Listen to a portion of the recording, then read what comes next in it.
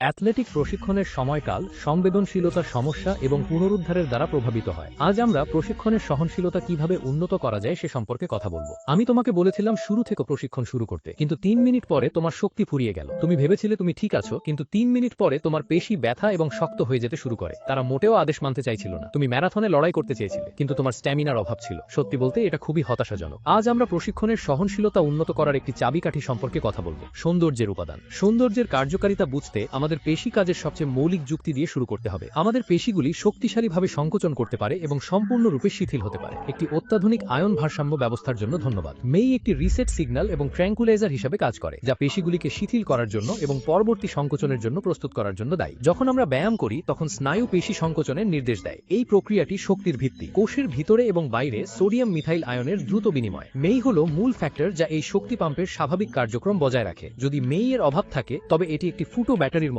যা অতিরিক্ত এবং ক্রমাগত পেশি টান সৃষ্টি করে এবং সংকোচনের পরে পেশিগুলি তাদের স্বাভাবিক পরিমার্জিত অবস্থায় ফিরে যেতে পারে না, যা পেশি শিথিলাকরণকে বাধা দেয়। যদি আপনি ক্রমাগত আধা উত্তেজিত অবস্থায় থাকেন তাহলে উচ্চ ফ্রিকোয়েন্সি ব্যায়ামের সময় আপনার পেশিগুলি আরও দ্রুত ব্যথা এবং শক্ত বোধ করবে। ফলশ্রুতিতে আপনি 3 মিনিটের বেশি ব্যায়াম চালিয়ে যেতে পারবেন না। যদি আপনার পেশির স্থিতিস্থাপকতা যথেষ্ট থাকে তাহলে এর অর্থ হল প্রতিটি পেশি সংকোচন আরও শক্তিশালী এবং শিথিলাকরণ আরও পুঙ্খানুপুঙ্খ। এটি আপনাকে পরবর্তী পেশি সংকোচনের জন্য প্রস্তুত করে। প্রতিটি ব্যায়ামকে মসৃণ করে, শক্তি উৎপাদন আরও ঘনীভূত করে এবং শক্তি আরও সংরক্ষণ করে। এর সরাসরি ফলাফল হল দীর্ঘ প্রশিক্ষণ সহনশীলতা। এই নীতিটি উজ্জ্বলতা বোঝার সরাসরি আপনার অ্যাথলেটিক পারফরমেন্সের সাথে সম্পর্কিত। পুনরুদ্ধারের গতি এবং সামগ্রিক অবস্থা। অবশ্যই সৌন্দর্যের অন্যান্য লুকানো সুবিধাও রয়েছে, যেমন স্নায়ুতন্ত্র নিয়ন্ত্রণ করা এবং উত্তেজনা এবং উদ্বেগ উপশম করা। যেমনটি আমরা আমাদের পূর্ববর্তী স্বচ্ছ ভিডিওতে উল্লেখ করেছি, উত্তেজনা এবং উদ্বেগ একটি সংবেদনশীল মানসিক কারণ। তবে আমাদের বর্তমান খাদ্যাভ্যাস সহজেই সৌন্দর্যের অভাবের দিকে পরিচালিত করে। তবে অনেকেই এটি সম্পর্কে অবগত নন। পাঠ্যপুস্তকে প্রাপ্তবয়স্ক পুরুষদের জন্য প্রতিদিন 320 মিলিগ্রাম খাওয়ার সুপারিশ করা হয়েছে, যা প্রায় 500 থেকে 600 গ্রাম পালং শাকের সমান, অথবা 250 গ্রাম চকলেট, 3টি অ্যাভোকাডো এবং একটি বাটি ভাজা ভাত এবং এক মুষ্টি কাজুরের মতো। কে প্রতিদিন এত কিছু খেতে পারে, তাই না? দেখা যাক সবাই প্রায়শই টেক আউট খায় কিনা। তারা প্রক্রিয়াজাত খাবার বা মাংস খায়। এই খাবারগুলিতে ওমেগার পরিমাণ খুবই কম থাকে। এছাড়াও কিছু লোক ডায়েট করতে পছন্দ করেন, কফি, চা, অ্যালকোহল ইত্যাদি পান করেন। এই সবগুলি ওমেগার পরিমাণের উল্লেখযোগ্য ব্যাহতি ঘটায়। উদাহরণস্বরূপ 1 কাপ কফি বা 3 কাপ চায়ের ক্যাফেইন প্রস্রাবে অতিরিক্ত 4 থেকে 6 মিলিগ্রাম ওমেগা নিঃসরণ করতে পারে। আর অ্যালকোহল পান করলেও এটি সৌন্দর্য শোষণের উপর প্রভাব ফেলবে, কারণ অ্যালকোহল সরাসরি অন্ত্রের সৌন্দর্য শোষণে হস্তক্ষেপ করে। এছাড়াও যখন আমরা প্রচুর মানসিক চাপের মধ্যে থাকি তখন আমাদের শরীরের কর্টিসল প্রস্রাবে সৌন্দর্যের নিঃসরণ বৃদ্ধি করে। গবেষণায় দেখা গেছে যে ব্যায়ামের সময় আমরা যে ঘাম সৃষ্টি করি তার সাথে আমরা 10 থেকে 15 মিলিগ্রাম সৌন্দর্য হারাতে পারি। সত্যি বলতে এমনকি আপনি যদি স্থিরভাবে শুয়ে থাকেন তবুও আমরা প্রতিদিন প্রস্রাবের মাধ্যমে 50 থেকে 120 মিলিগ্রাম সৌন্দর্য নির্গত করব। সুতরাং আমাদের শরীরের সৌন্দর্য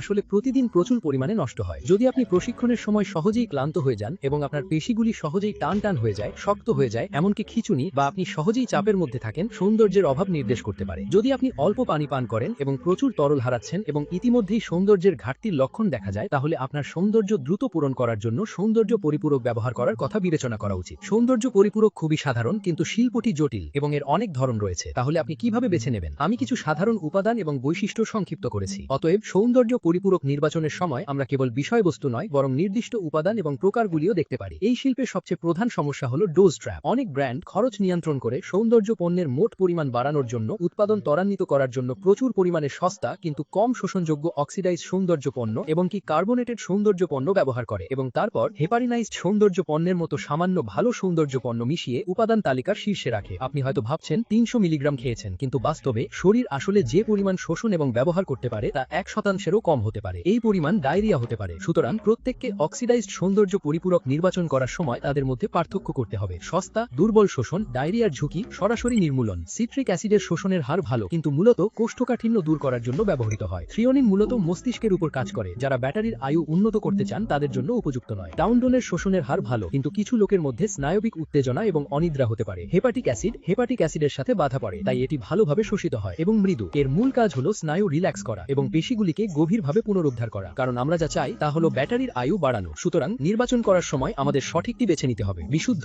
ভালো শোষণ। এর মধ্যে হেপাটিক অ্যাসিড অ্যামাইড হলো সেরা পছন্দ, কারণ এই অ্যামাইড একটি হেপাটিক অ্যাসিড এবং অ্যামিনো অ্যাসিডের সংমিশ্রণ, যা সরাসরি অ্যামিনো অ্যাসিড শোষণ চ্যানেলগুলি ব্যবহার করতে পারে। তাই শোষণের হার খুবই বেশি এবং এটি পাকস্থলী এবং অন্ত্রকে জ্বালাপোড়া করার সম্ভাবনা খুবই কম এবং পেশিগুলিকে ভালোভাবে শিথিল করতে এবং পুনরুদ্ধার করতে পারে। কারণ আমি যখন বেছে নিচ্ছিলাম তখন অনেকগুলি তুলনা করেছিলাম। এখন আমি 4টি নিয়েছি। অ্যাব্রাক্সের অর্গ্যানিক লাইসিন সাপ্লিমেন্টের শোষণের হার নিয়মিত সাপ্লিমেন্টের তুলনায় 6 গুণ বেশি, কারণ আমরা আগে তাদের সাথে সহযোগিতা করেছিলাম। এই ব্র্যান্ডের বিক্রয়োত্তর গুণমান নিশ্চিত করা হয়েছে। এই ব্র্যান্ডটি 60 বছরেরও বেশি সময় ধরে ডায়েটারি পুষ্টির ক্ষেত্রে রয়েছে। এটির FDA সার্টিফিকেশন এবং NSF এবং OPEC সার্টিফিকেশন রয়েছে। এটি ওয়ালমার্ট প্রো সেলার সার্টিফিকেশন এবং অ্যামাজন অপটিমাস সার্টিফিকেশনও পেয়েছে। চয়েস সার্টিফিকেশন এটি সর্বোচ্চ বিক্রয় মূল্য এবং সকারাত্মক পর্যালোচনার হার নিয়েও গর্ব করে। এই বোতলে 240 গ্রাম রয়েছে। একটি বোতল অর্ধ বছরেরও বেশি চলবে। মূল্য কার্যকারিতার অনুপাত সত্যি খুবই বেশি। পণ্যটি রিপলিশ করার পরে সবচেয়ে স্পষ্ট অনুভূতি হলো যখন আমাদের নিরন্তর প্রচেষ্টা চালিয়ে যেতে হবে, পেশিগুলি বেশি বাধ্য হয় এবং বেশি টেকসই হয়। এছাড়া ধৈর্যের দিক থেকে পণ্যটির রিপলিশ মানসিক সংবেদনশীলতা সমস্যা যেমন উত্তেজনা এবং উদ্বেগও সমাধান করতে পারে। এই পণ্যটি সাধারণত ঘুমানোর 30 মিনিট আগে খাবার পরামর্শ দেওয়া হয়েছে। 1 ঘন্টার সাপ্লিমেন্টেশনের এফেক্ট ভালো হবে। তাই যদি আপনি পেশি সহনশীলতা উন্নত করতে চান এবং এটি 3 মিনিটের মধ্যে শেষ না হতে চান, তাহলে এটিও চেষ্টা করে দেখতে পারেন। যতক্ষণ আপনি কিছুক্ষণ ধরে রাখেন, আপনার শরীর আপনাকে ভালো প্রতিক্রিয়া জানাবে। এখন আমরা ব্র্যান্ডের সাথে আরো ভালো দামের জন্য আলোচনা করেছি। আমি কমেন্ট বিভাগের লিংক রেখেছি। যাদের প্রয়োজন তারা এটি চেষ্টা করে দেখতে